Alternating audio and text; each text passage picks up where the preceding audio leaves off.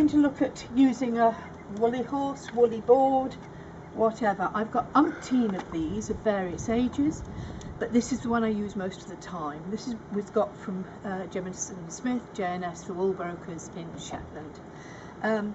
And it is by far the most practical of the ones that I've got.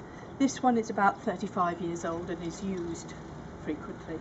I'm sorry about any background noise, there's a building site next door. Okay, so that is the woolly board. This is the sweater that we're going to be drying on it. It was knitted for me by Jan Clark in the States, and she did the knitting and sent it to me for doing the blocking. Now, when it's on, the woolly board is going to look like that. When you're putting it on, you need to have it more or less closed, and this is where the one problem with this is it doesn't have feet to keep itself upright. Some of the others do.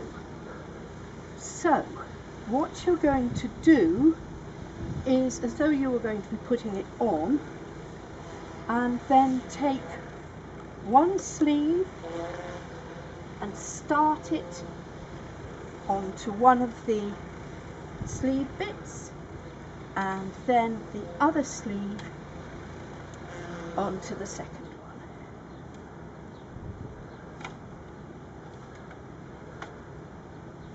one. Now this does take a bit of time. I don't sort out the exact correctness at this stage. I do that later. Then you just take the bottom and put it like that, and now you can open it up, and now we can sort out, first of all, I tend to do the sleeves, make sure the top is at the top. Same with the other sleeve. And now we come to the bit which is moving these outwards to get it the right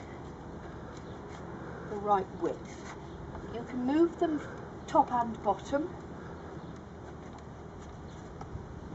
What I tend to do, if I've got something like this which has a rib there that you want to stay as a rib, I tend to angle them so that it doesn't pull it as much underneath.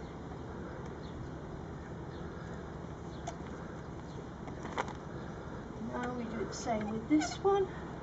I try and make sure it's roughly the same each side.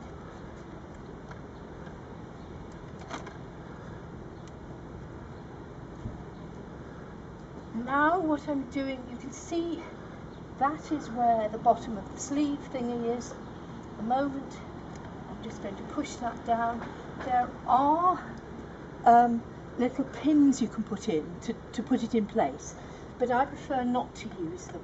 And usually it's the weight of the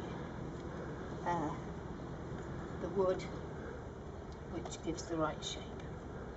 That's that side done. We'll look at this one.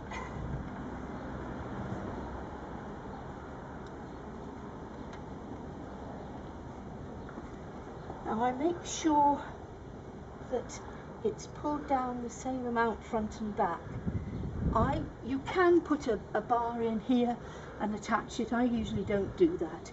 I just leave it fairly loose. Now, having done that, the next and most important thing is checking that the centre of the board is down the centre front. Particularly important at the neck, because it's very easy to get it one-sided. On this one I think I've actually done it pretty well. And this is a square neck, and that's showing nicely. And now I'll come back and take a look at it. I think that's okay. And then what I do now is just leave it to dry. In the house or outside, we happen to have a lovely day here in Orkney, and until it rains it'll stay outside and dry quite quickly.